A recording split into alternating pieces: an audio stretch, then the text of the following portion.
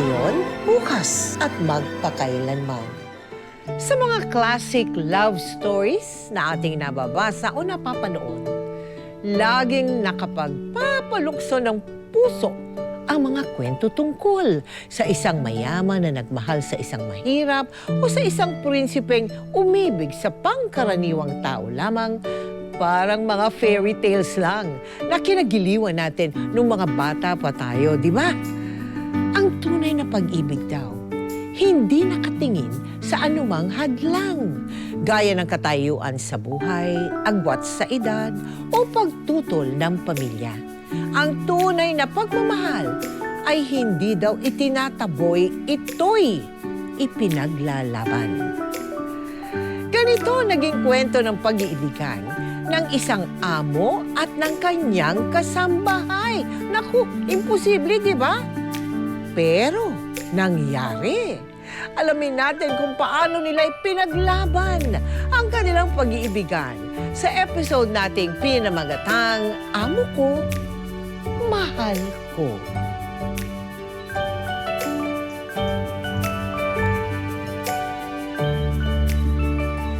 Na-stroke si Ma'am Auntie. Pinagamot naman, gumaling. Kaya lang, syempre, hirap nang maglakad. Tapos pag nagsasalita, bubulol-bulol. Kumuha nga ito si Sir ng caregiver. Kaya lang, after 5 months, ay umalis agad. Bilib nga ako dito kay Sir, eh. Ang tiyaga. Akalain mo, siya ang bagong caregiver ni Ma'am. Yung anak nila, hindi uuwi. Ay nako, ewan ko ba doon? Nurse sa Amerika. Nag-aalaga ng iba pero sarili niyang nanay hindi niya maalagaan. Oy, teka lang. Ito na pala tayo. Halika na.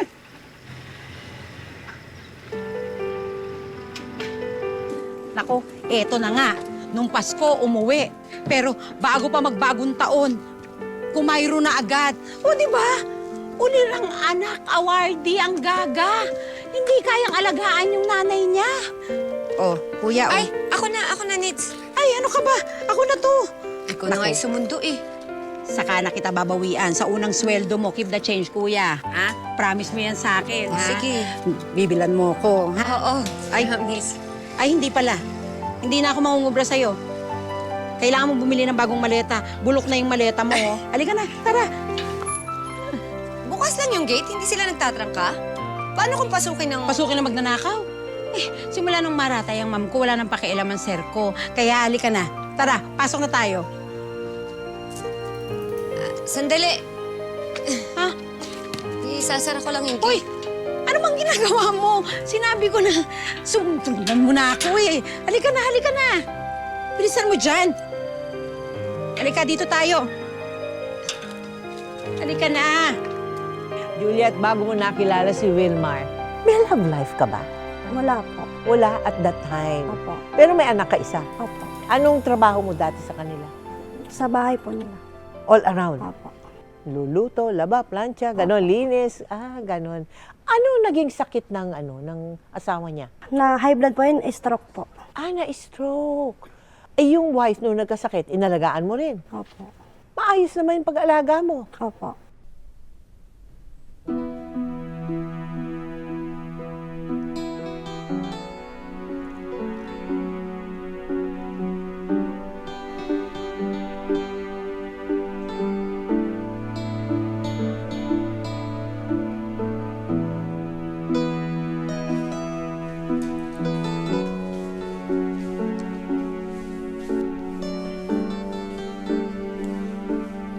Pasensya ka na at magulo ang mga gamit. Hindi kasi araw-araw nalilinis dito. Maliban na lang kung sinisipag itong sinits kapag napunta rito. Dahil kasi laba, plancha, ng mga kobre kama lang naman at mga tuwalyang nadumihan ni Mrs. Dalawa lang naman kasi kami dito, Oyet. Ano nga pala ang pangalan mo, Iha? Juliet po. Juliet po, sir. Oh, Juliet. Oh, tama nga na, Juliet. Oo nga pala, pasensya ka na. Nagiging makalimutin na rin ako. Okay lang po, sir. Pinabili ko nga pala ng makakain natin itong sinits.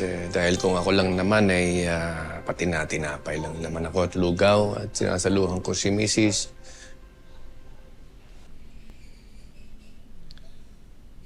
Ay, halika na at ihahatid na kita sa kwarto mo. Ay, naku sir, ako na po.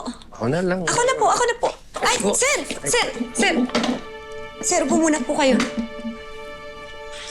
Okay lang po kayo?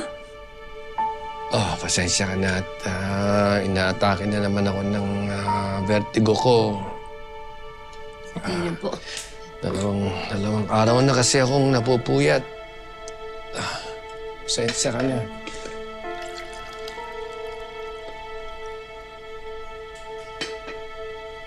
Sir, tubig. Tubig po muna kayo. Salamat.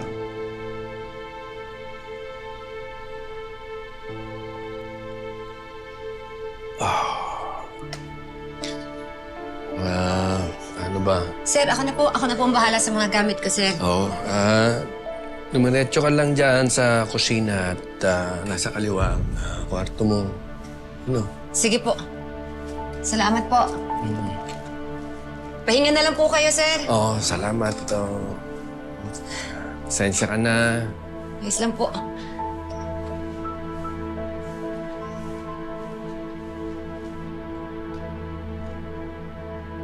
Sa unang pagkikita pa lamang nila ng kanyang bagong amo, ramdam na ni Juliet na mabait at magiging maayos ang pakikitungo nito sa kanya.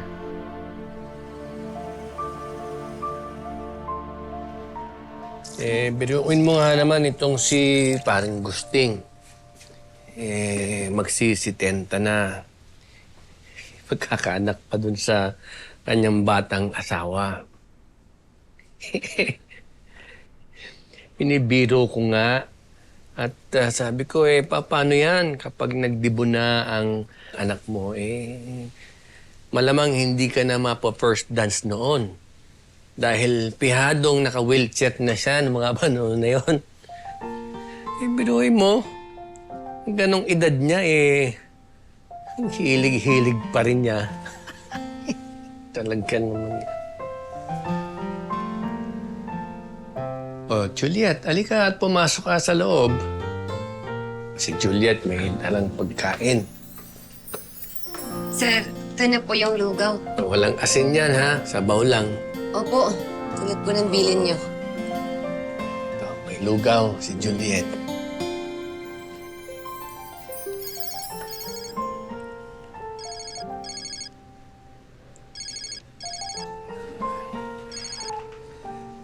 Hello, Roan. Pang, ano ba? Ba't ngayon mo lang ako sinagot? Kahapon pa ako tawag ng tawag Nag-aalaga ako sa mamang mo. Naghihintay na ng sagot si Mrs. Medina. Tungkol to doon sa bahay, di ba? Para ma-process na agad yung papers. Sige ka, baka hindi na ituloy yung bentahan. Kinig ka muna. Pinag-iisipan ko pa. Pang, ang dami-dami ng houses for sale. Pwede ba, Roan? Makinig ka muna sa akin. Ang dami-dami mong sinasabi, parang hindi ka na marunong makipag-usap. Ang sabi ko, pag-iisipan ko pa kung ibebenta ko ang bahay. Huwag mo kaming pangunahan ng mamang mo. Pang, ano ba? Mag-isip nga kayo. May sakit si Mamang. Malaki na rin ang ginagastos nyo dyan. Aanin nyo pa yung bahay na yan. Matatanda na kayo.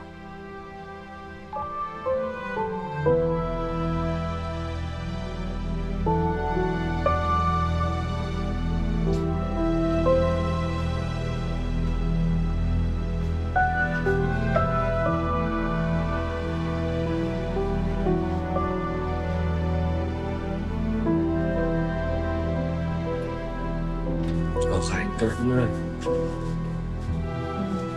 Nakita rin ni Juliet kung gaano kamaalaga sa kanyang asawa si Wilmar na halos 2 taon na rin palang hindi nakakakilos ng normal dahil sa sakit nito.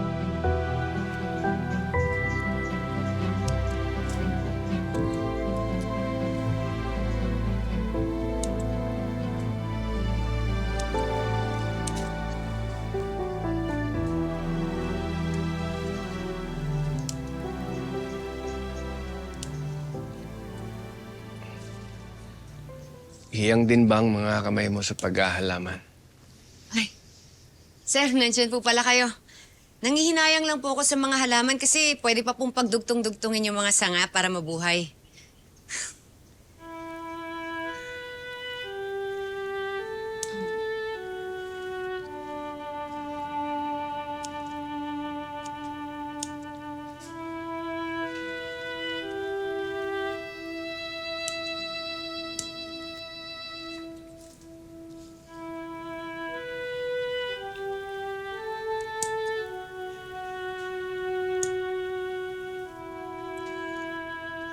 Sana naging parang halaman na rin si Mrs. Nang sa ganun ay nahabaan pa ang buhay niya at panumbalik yung aming kasiyahan yung araw. Sir, gagaling po si ma'am. Pagagalingin po siya ni Lord.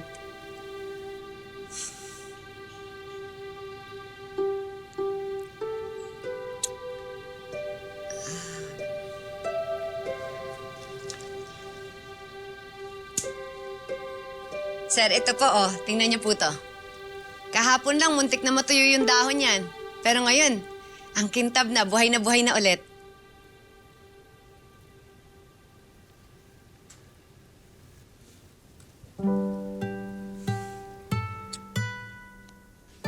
Salamat. Salamat.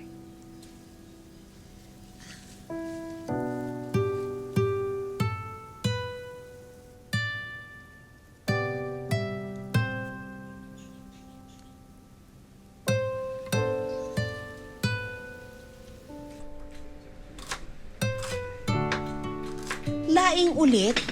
Eh di ba nung isang araw lang, laing ng ulam ni Sir, tapos laing na naman?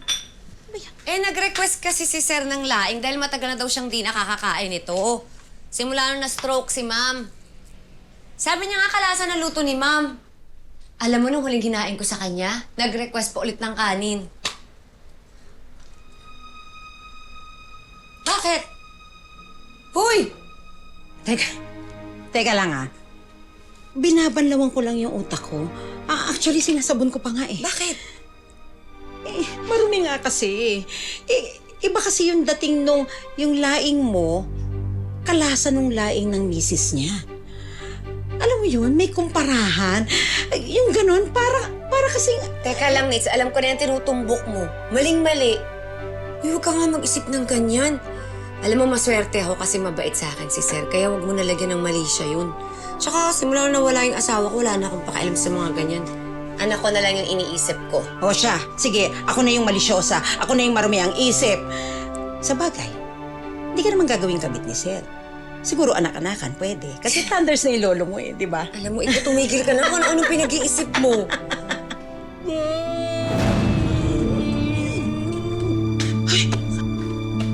Hindi ko kaya wala ka. Sino na makakasama ko ngayon? Mahal ko.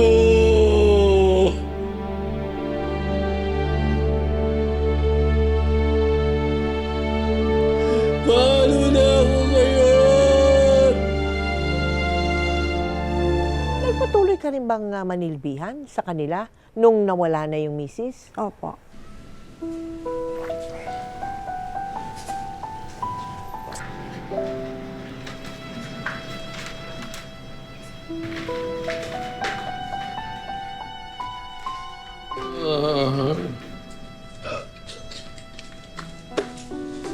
Sir, hindi pa po kayo naghahapunan tapos nag-beer na kayo agad. Baka po sumakit yung sikmura nyo. Gusto niyo po pa ng kape? Sir, ilikpit Wag mo nga. Hayaan mo lang yan, mga yan. Gusto ko makita, nandyan lang yan. Dahil tulad ko, yung mga basyong ito, wala nang laman. Wala nang laman. Wala nang silpi. Tulad ng mga basyong ito, wala akong silpi. Dapat niya binabasag, tinatapon. Ang puso ko wala lang laman. Si Ampi, wala lang si Ampi.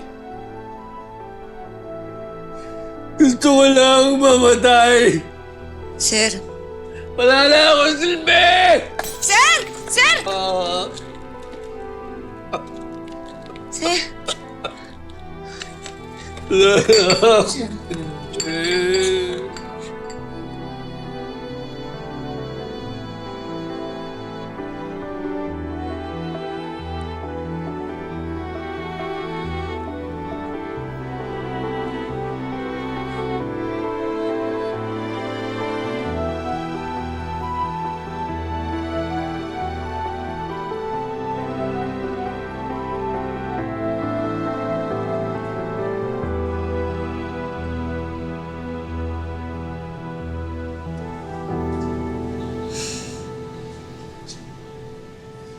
Sir, siguro, pogi ka nung bata ka, no?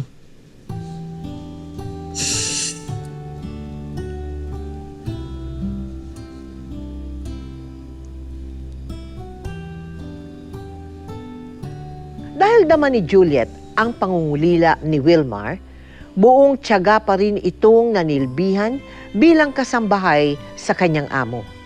Kahit nasabik na siyang makita ang kanyang anak, pinili pa rin ni Juliet na manatili sa kanyang trabaho para na rin sa mga pangangailangan ng kanyang anak sa probinsya.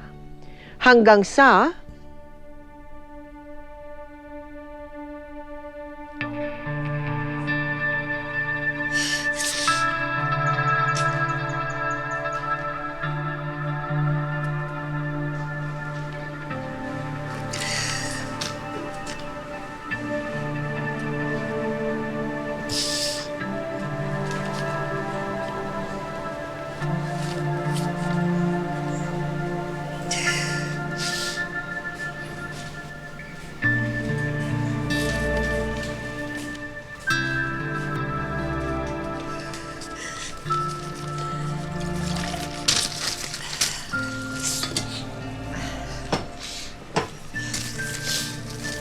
Galing ba sa anak mo yung sulat?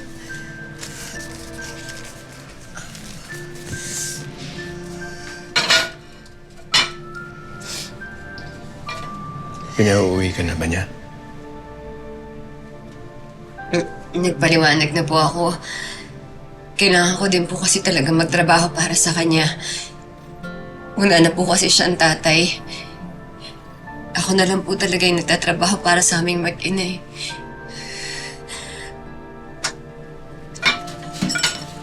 Mabuti kang ina, Juliet. Si Roan, ganun din. Ang ina niya na si Ampi sa kanya nung araw. Mga kabataan nga naman ngayon minsan nauna pa ang sumbat kesa sa pag-unawa. Huwag ka sanang mahihiyang sabihin sa akin kung may kailangan ka para sa anak mo. Baka may maitulong ako sa iyo. Sir, salamat po Bait-bait niyo po sa akin. Tana. Huwag ka nang umiyak, Tana. At pareho na tayo nagiging iyakin yan Di bang... Ayan na, sige na.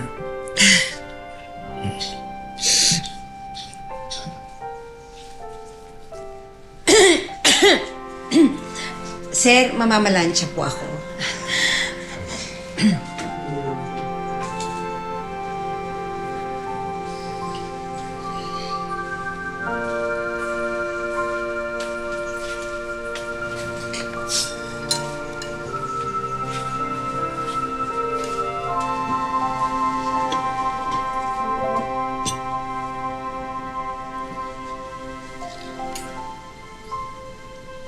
Salamat nga pala, Juliet, at ginamot mo yung sugat ko.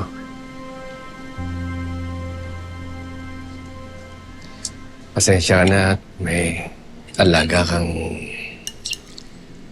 hukluban. Hukluban na pusong mamumpa. Sir, kain na po kayo.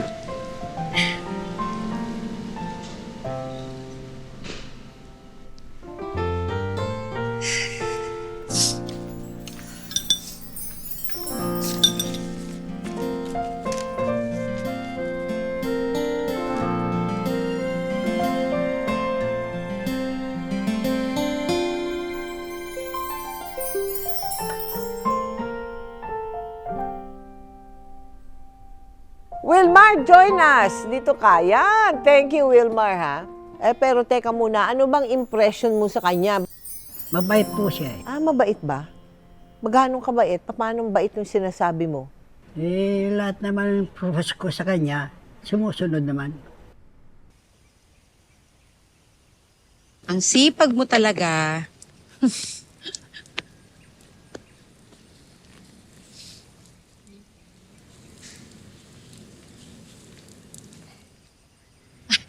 Sir, ingat kayo. Juliet, ito ako maghahaponan na. Yung billing ko, yung laing. Paborito ko. Opo, sir. Ganda na nga pala ng garden mo. Naku, salamat po, sir. Sige, bye. Ingat po.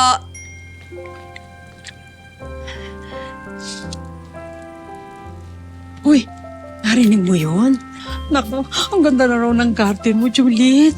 Ibig sabihin, ipinaangkin niya na sa'yo ang hardin niya ng pagmamahal. Awa. Ano yung sinasabi mo? Iba yung kilig mo eh. Oo, parang talagang may dumadaloy ng dugo papunta sa puso ko. O, tingnan mo, hawakan mo yung, iba yung, di ba? Yung kabog, Uy, ano ka ba? Magtigil ka nga, Nits. Parang sirato. Huwag sira-sira. Ang sinasabi ko lang naman, parang nagkakagusto na sa'yo si Sir. Una sa lahat ha, mag-iisang taon ng byudo yan. O, di ba? Pwede na yun. Pasok yan sa banga. Alam mo, magtigil ka nga, Nits. Kinikilabutan ako sa sinasabi mo. Parang tatay ko na yan si Sir. Di ba ikaw nga mismo yung nagsabi sa akin yan noon? Kaya hindi ko makita yung sarili ko na makakarelasyon ko yung halos tatay ko na. Kaya alisin mo na yun sa isip mo. Amo siya, kasambahay ako. Yun lang yun. Dire, nakita mo naman siya ngayon. Di ba? Hindi na siya mukhang tatay. Bagay kaya. Kinikilig talaga ako. Totoo. Ay, naku. Bahala ka nga dyan. O, saan ka pupunta? Ay, naku. Ito naman sinasabi ko lang sa'yo. Pikon agad. Gwapo kaya ni Sir. Kung sa akin lang yan talaga, hindi ako aarte. Kaya.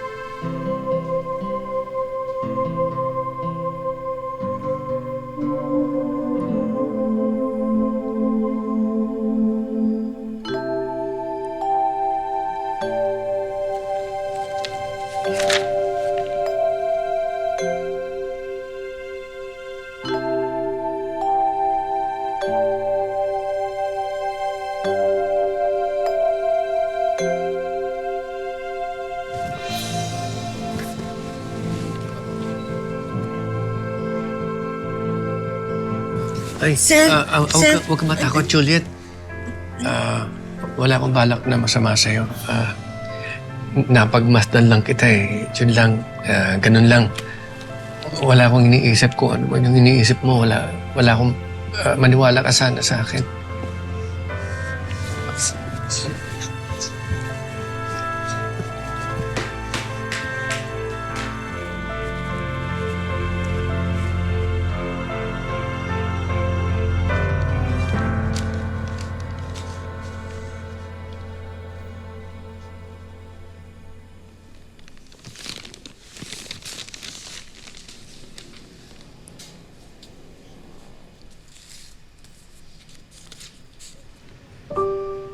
Ikaw ang nagdugtong sa buhay kong unti-unting pinapanawan na ng pag-asa.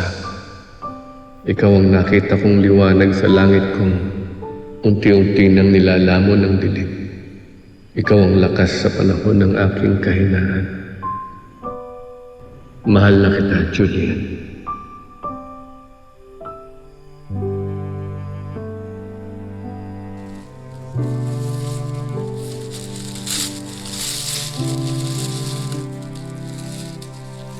Sir,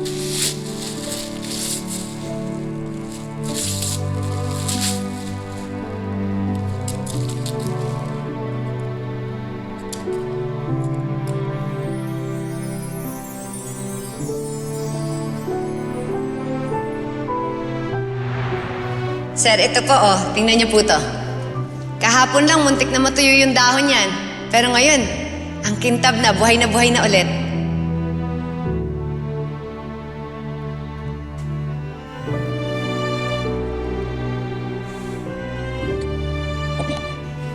Salamat.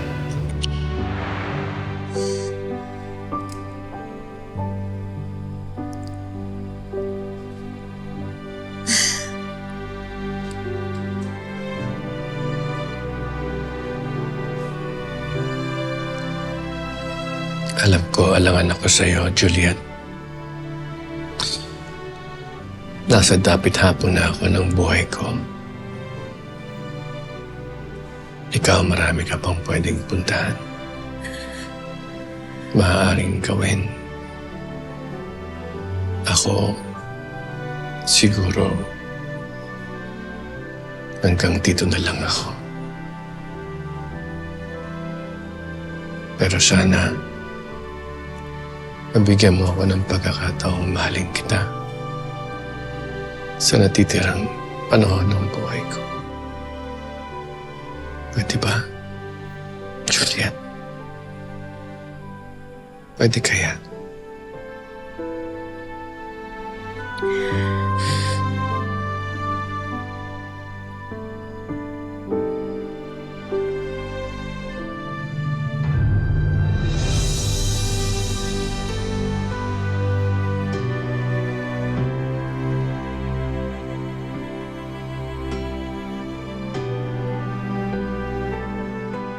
Teka muna, hindi ba may anak ka sa abroad? Meron po. Oo, meron. Eh, nung nalaman nung anak mo na kayo may ipapakasal na, anong naging reaction niya?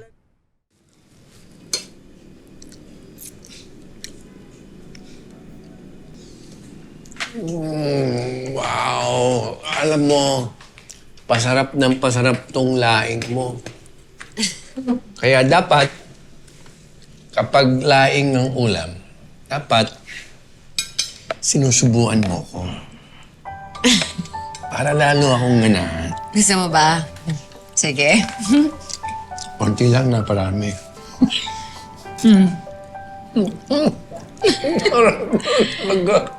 Isa pa nga, baby. Ay, huwag mo ko tawagin, baby. Nakakaibad-bad naman yung tawag mo sa akin. Gusto mo tawagin kitang Lolo? Lo. Oy. Lo. Oy. Lolo. Oy, wala ganyan. Oy. Ano na lang, darling na lang. Darling, sweetheart. Gusto ko tikman mo naman tong binagoongan, ha? Sandali lang. Binangungan, maalat yan. Baka mamaya ma-high blood ako dyan. Maliit lang. Ito na lang! Subo mo na lang sa akin to. Yan. Yan na. Oh, na-guide ko yung kamay mo. Parang gusto kong masuka sa kakornihan niyo. Anong ibig sabihin nito?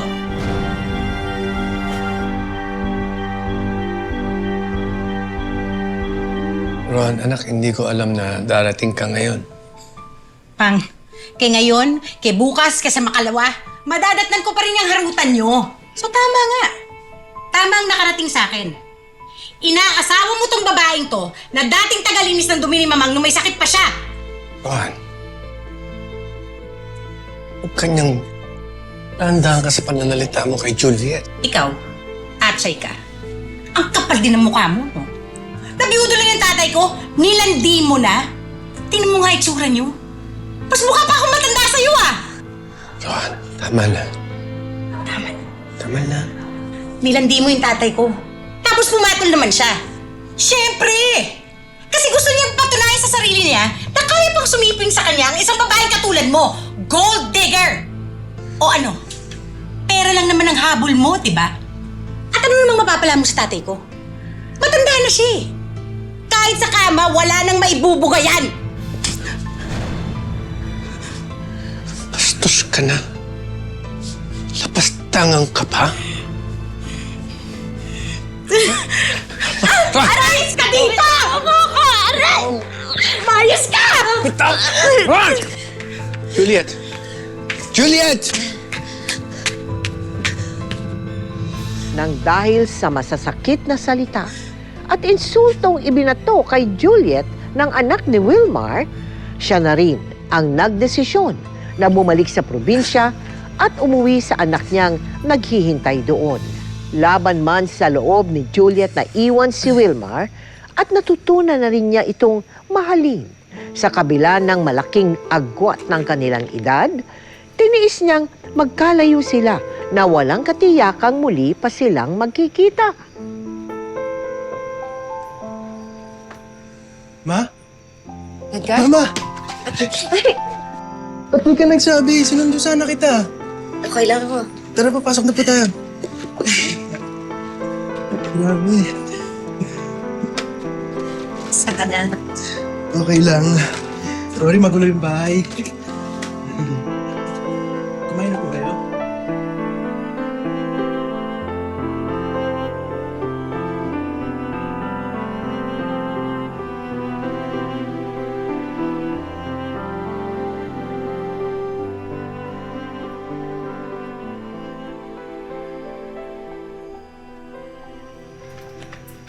Mama, may bisita kayo. Si Mang Wilmar po.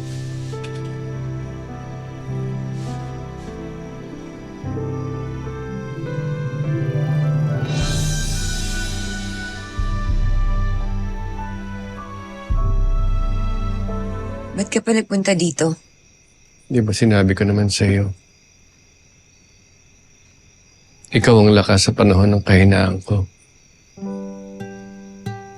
Hindi ko kayang mawalay sa iyo, Julia.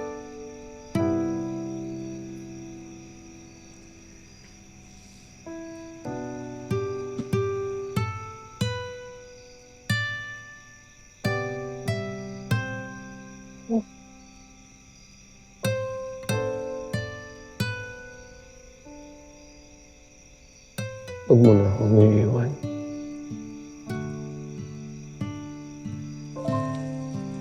Mahal kita. Mahal na mahal.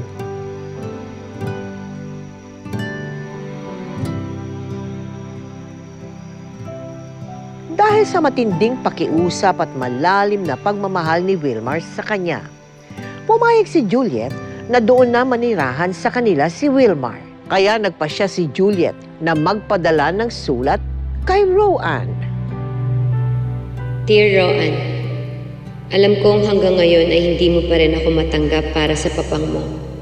At hindi ko rin kayang tanggapin na basta ko na lang siya iiwan dahil hindi ko siya nakuhang ipaglaban sa'yo. Marahil ang tingin mo ay mababang uri lang ako.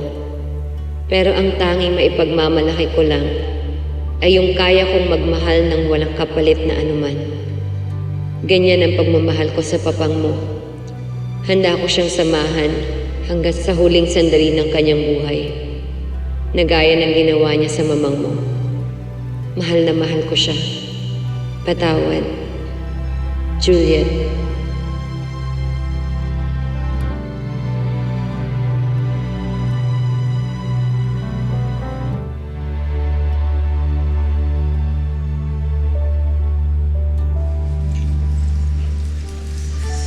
Mahal.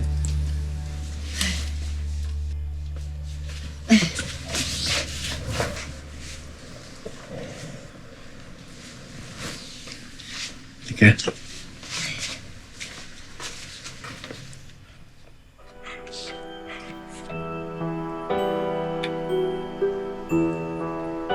Si Roan, tanggap niya yung sulat na pinadala mo. At nandito siya para sunduin ako. Susunduin ka niya? Ang ibig sabihin, ilalayo ka na niya sa akin?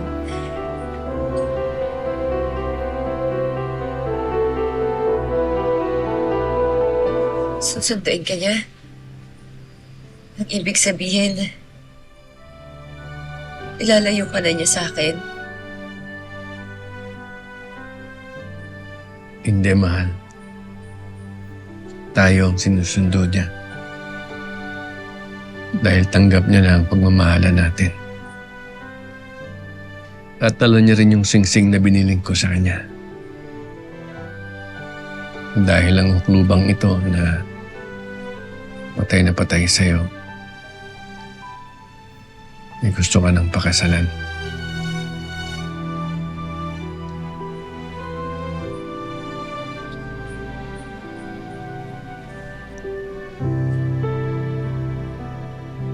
Juliet, will you marry me?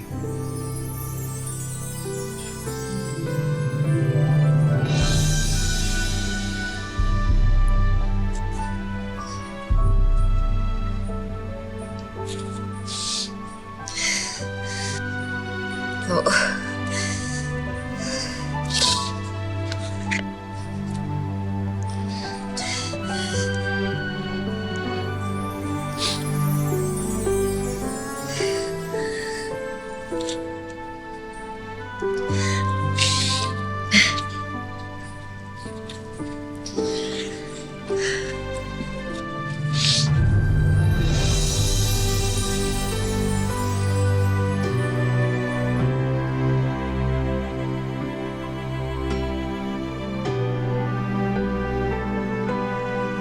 Nung kayo'y nagsasama na bilang mag-asawa, anong mga problema, Wilmar?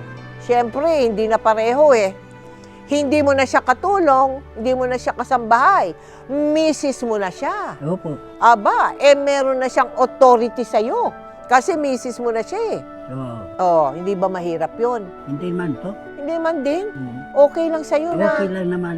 utos-utusan ka na niya ngayon. Opo, ganun na. Utosan ko rin siya. Utos, Pwede. hindi ka ba nahirapan, Juliet?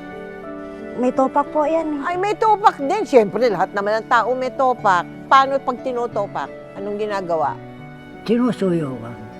Aba, sinusuyo mo. O, siyempre, dapat ganun. Siyempre, Tama, ganun. Tama sa mga, ang misteryong ganun, susuyuin.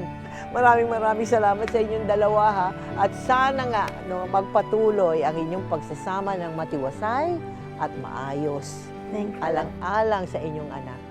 Thank you very Thank you much. po.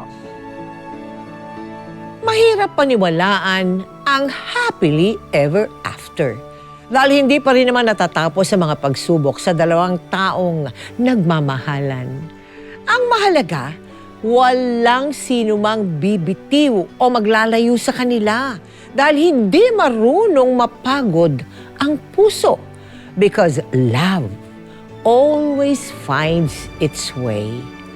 Ang love story ni na Juliet at Wilmar ay magandang paalala sa mga taong nag-aalangang lumaban para sa kanilang minamahal. Kaya mga ka-millennials ko, mga Gen Zs o Gen Alphas, huwag susukuan ang pag-ibig. Ngayon, bukas, at magpakailanman.